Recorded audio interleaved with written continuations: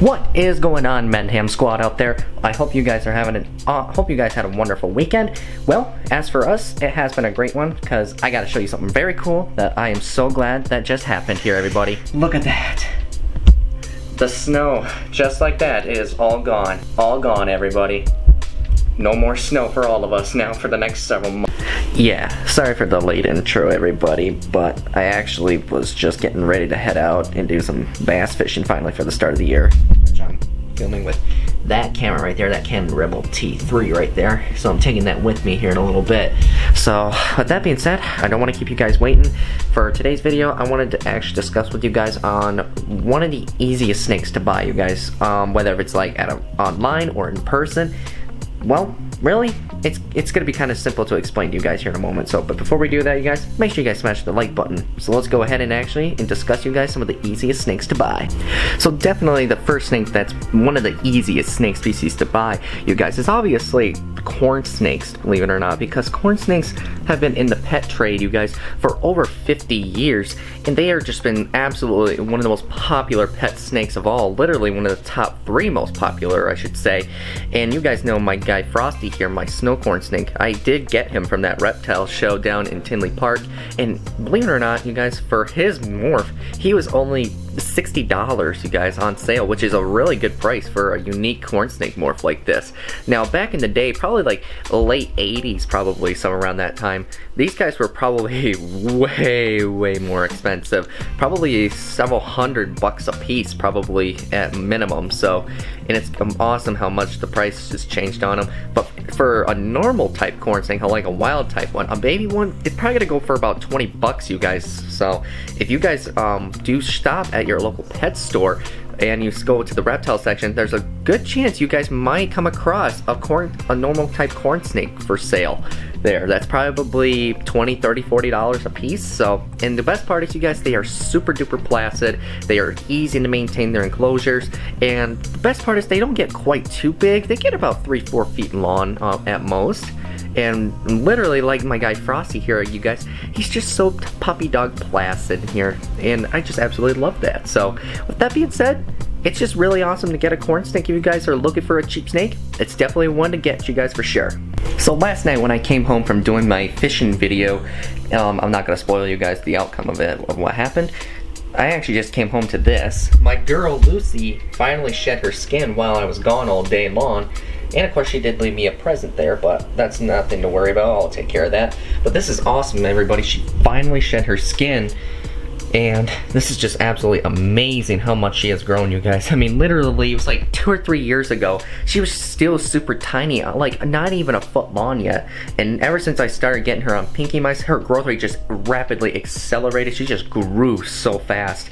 So that's just awesome. And she's obviously resting in her cave there. She's pretty much content in there regardless. So I'm gonna try and see if I can get this poop out of here and get that some of that shed skin out of there, because obviously it's a good idea to help keep your snake's cage clean, and of course it prevents it kind of actually from, what, I forgot what the word is, but it kind of prevents it from kind of like being it's actually a good idea to prevent this kind of stuff from getting your animal sick, you know. So let's go ahead and just get rid of this stuff. I'm on my way right now to go pick up my friend Kaya, because we're actually celebrating my big brother's birthday a couple days early. Because originally his birthday is May 10th, which I believe that's on a Wednesday. So we're celebrating it just a few days early, and my mom volunteered me to go pick her up. So I'm gonna be picking her up here in about another like half an hour or so. I just gotta drop off a letter real quick to a friend of mine in town here first before I go pick her up. So obviously it's gonna be probably some mixed emotions for my brother's party here, because this is gonna be our first birthday, you know, celebrating his birthday without, you know, him in person. But you know, we still want to celebrate it, you know, because he's still part of our family regardless, everyone. So, and he's still within our hearts too, including mine, because he's very, very important to us regardless, everyone. So I don't want to turn this into a sad video, so I gotta get this letter delivered and go pick up my friend Kaya. Alrighty, I made it to where my friend Kaya told me she was at. So she said she was coming.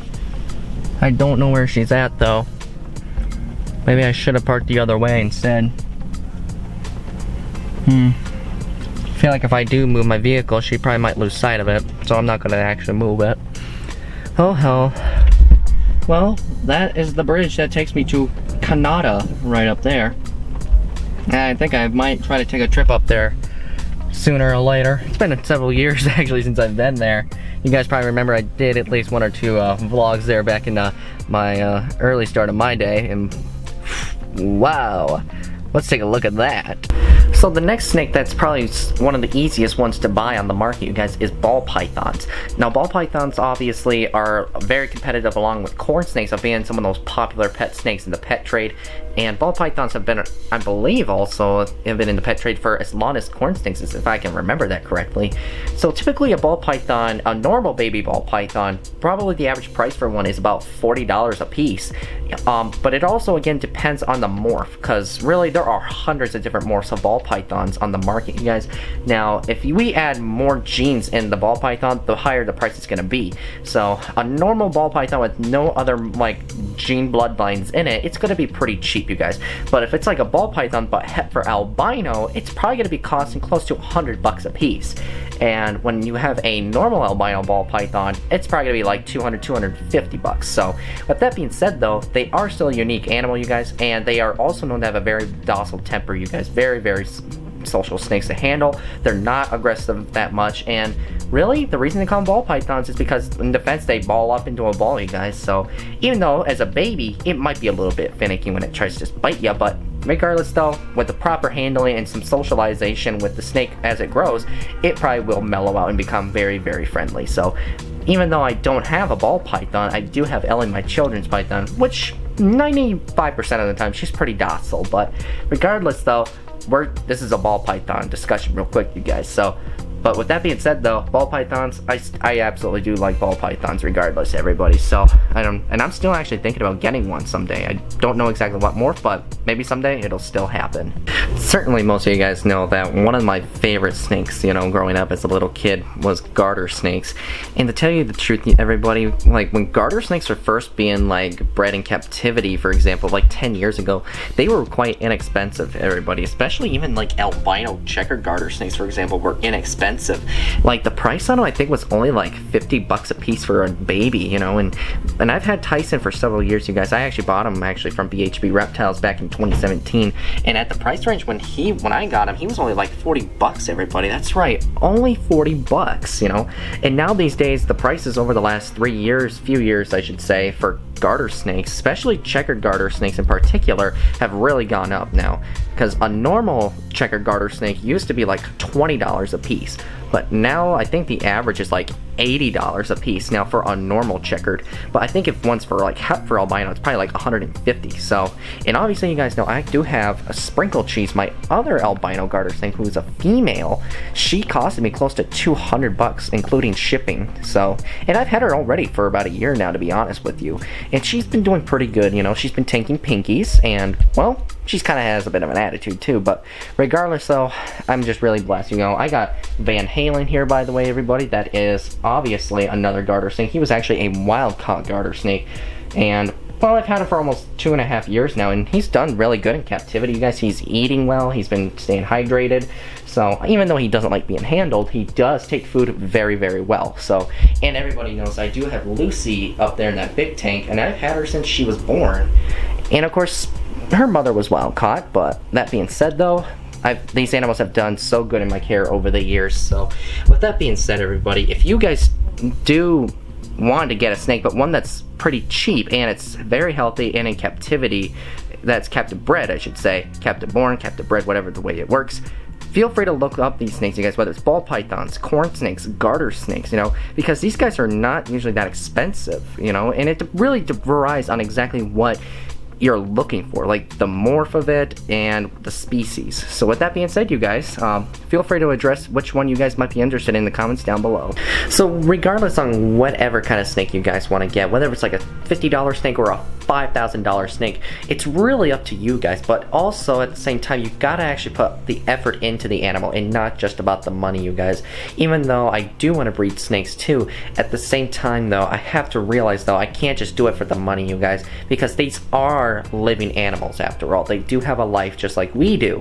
You know, obviously, because we have to feed them, we have to clean them, we have to give them fresh water a lot, and that's really the big deal, you know, if you want to be a reptile breeder. It's about actually caring for the animals themselves and not about the money, even though there may be a few people in the reptile industry that might be in it for the money. To me, I don't want to be one of those kind of people, because if I do go for it just for the money, there's a good chance I am not going to succeed in the future 5-10 years from now. So with that being said, everybody, with all these unique animals that we get, you know, I feel like every time I get a new reptile, I feel like it's a gift, you know, like it was like sent to me in a good, like by the Lord or something. But with that being said, everyone, I'm just really blessed that every single animal that I have here, big or small, and of course I got my 2 cats here and the dog here as well. I'm kind of happy that they're here too. So with that being said, everybody, I'm just gonna go ahead and end this vlog here for the night, you know. But before I end it, you guys, make sure you guys destroy that like button for me, you guys. Seriously, go ahead and tap your nose on it with your nose, you guys, and see how easy it is for me, because I've never tried it before. But regardless, I'm just gonna go ahead and end this video, y'all. I'll see you in the next one.